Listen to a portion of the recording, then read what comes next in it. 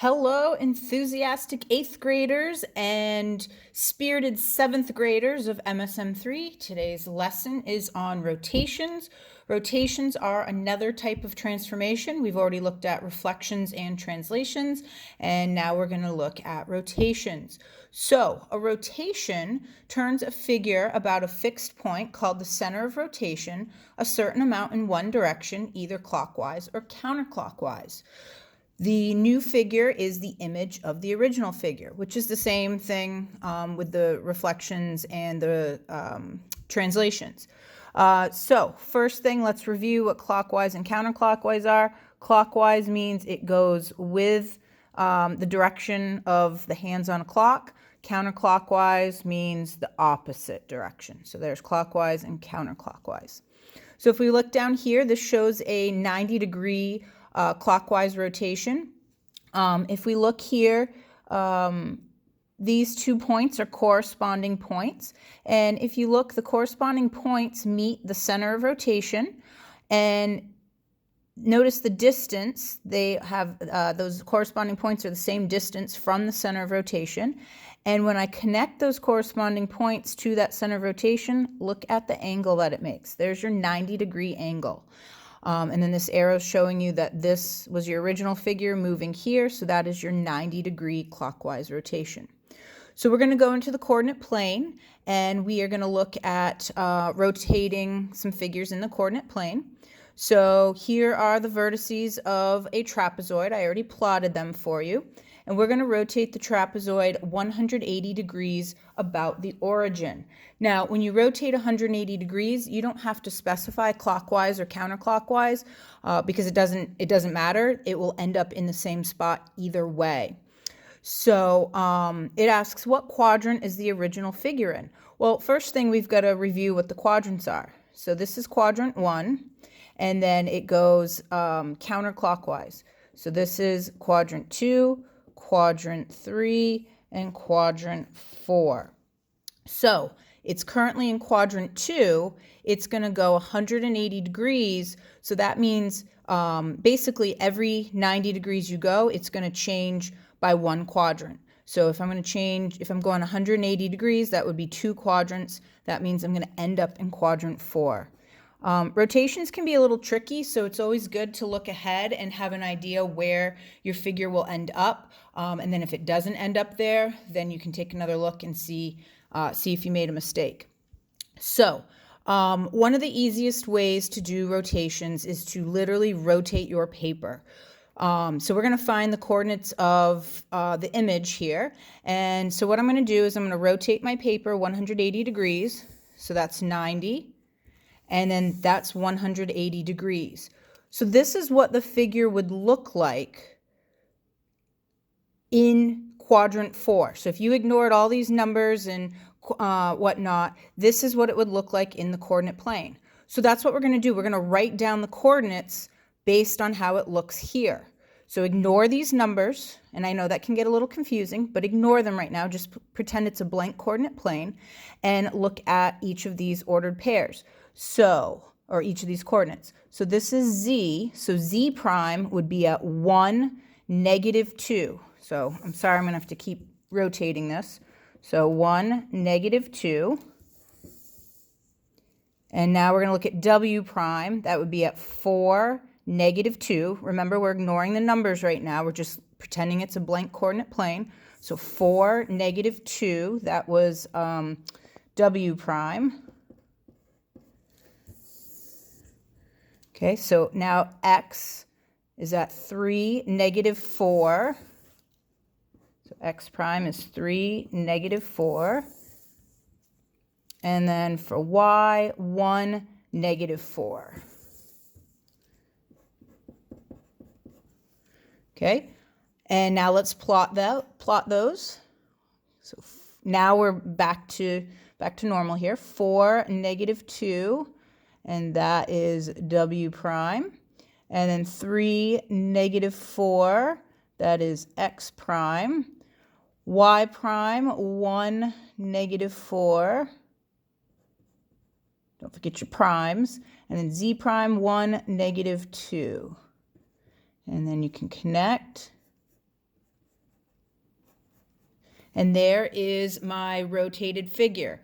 Now, if you're unsure if it's right or not, some people, have no problem. They can see it visually and just plot it. They don't even have to turn the paper.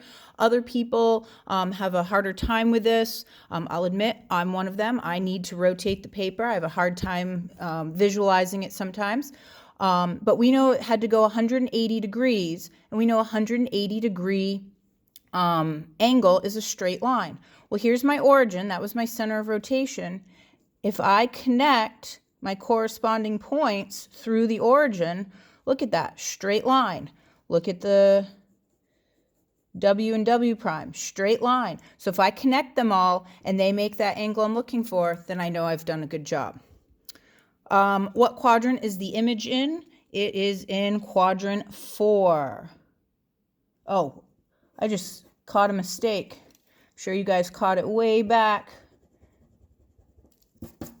here. This didn't ask where it was going to end up. It asked where it was starting out, and it was starting out in quadrant 2. So I am sorry about that.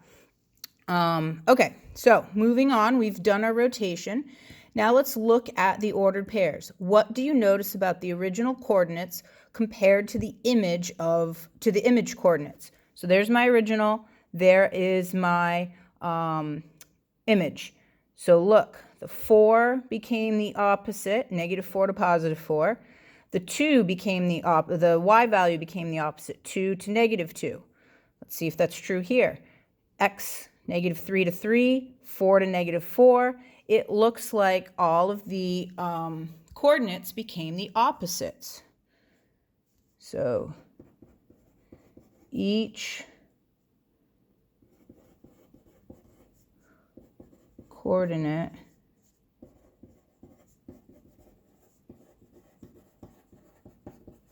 has the opposite value. Or if we want to write it algebraically, -x, -y. Now, for those of you who don't like, doing the paper rotation, you could now use this information to figure out what the coordinates are and just plot it. You don't have to actually turn the paper. A figure with coordinates listed here is rotated 180 degrees about the origin. What are the coordinates of the image? So we just found out it's going to be the opposites. So what would my new coordinates be? -9, -3, -3, -5, -1, 0. There's no -0, so it would just stay 0. Okay, so that was the 180 degree rotation. Now let's check out a 90 degree rotation. So I've got this triangle here. It's already plotted. It has these coordinates, and it says rotate it counterclockwise about the origin. So I need to turn my paper in the counterclockwise direction one time. Let's just stop and think. It's in quadrant 1 right now. If I'm going counterclockwise, which would be this way, it's going to end up here in quadrant 2. Okay, so let's turn it to figure out what our points are. Actually, I'm going to write this out. J prime, K prime, and, actually it's right here. J prime, K prime, and L prime. Okay, so 90 degrees counterclockwise. Here we go. So again, ignore the numbers. Just pretend it's a blank coordinate plane. Where is J prime at? So -2, 1. -2, 1. K prime, -2, 4. And then L prime, -5, 1. Okay, so let's plot them. -2, 1. There's J prime. -2, 4. And -5, 1. Okay, so there's the rotation. It ended up in the quadrant that we expected. Let's see if we've got our 90 degree angle. So here's J and J prime. Let's connect those. Just check things out here. Are these the same distance away? Appears to be. Is this a 90 degree angle? Definitely appears to be. Let's check out K just to make sure. Connect those. Yep. those lines are the same distance, and that definitely appears to be a right angle. So it looks like we did a nice job there. Is the image congruent to the original figure? Yes. In order for it to be a rotation, it must be congruent. All right, moving on to the back. I've got a rectangle here, and this is in 2 different quadrants. So that means once I rotate it, it'll have parts in 2 different quadrants as well. So this time we're going to go 90 degrees clockwise. So let me list out my points here so that I'm ready to go. So 90 degrees clockwise. So I'm going to turn my paper 1 time to the right for clockwise. And now, again, ignore the numbers on here. Just pretend it's a blank coordinate plane. And let's find out what these coordinates would be. So -3, 3. And then B prime, -3, -1. C prime, -5, -1. And then D prime, -5, 3. Okay, so plot them. -3, 3. That's A prime. -3, -1. B prime. -5 and -1. C prime. And then -5, 3. And that was D prime. And what do we think? Let's connect B and B prime. Yep, those distances look the same. That definitely looks like a right angle. Looks pretty good. All right, last piece on this sheet. Describe a sequence of transformations in which the gray figure is the image of the white figure. So what are we doing to white to get to gray? And this clearly looks like it's going to be 2 different things because the orientation is different. So when the orientation is different, that usually means either a rotation or a reflection. This one definitely looks like a rotation, right? If I turn this, then this will look like that. And then it looks like there's going to be some sliding going on. So all of our rotations that we are looking at are either 90 degrees or 180. So do we have a straight line going on? No, definitely not. So it looks like it's going to be a 90-degree rotation. So I'm going to rotate it. It would end up in this quadrant here, and it's going to look like, let's see, like that. Whoops. That's where I wanted to point. Okay. Oh, and I went too far. Oh my goodness, what a mess. Okay, ignore me right now. Let's try this again. Okay, we're looking at going that 90 degrees. So I had this point right, and then that was good. What? I was right. Why did it not look right? That looks better now.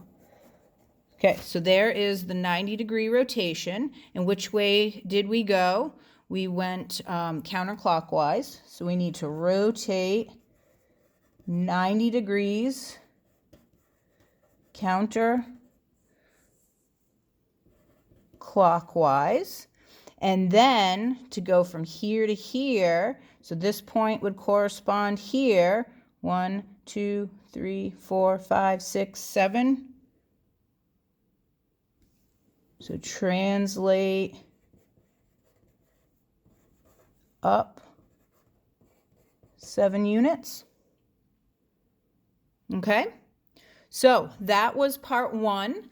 I'm going to stop the video here. I have a very short part 2 that helps you figure out the coordinates, kind of like what we did here on the front side, where we found out the coordinates for the 180-degree rotation. We've got the same thing for the 90-degree one, so that's coming up on part 2 of the video for those of you who like looking at it from more of an algebraic standpoint than the visual standpoint. So hang tight.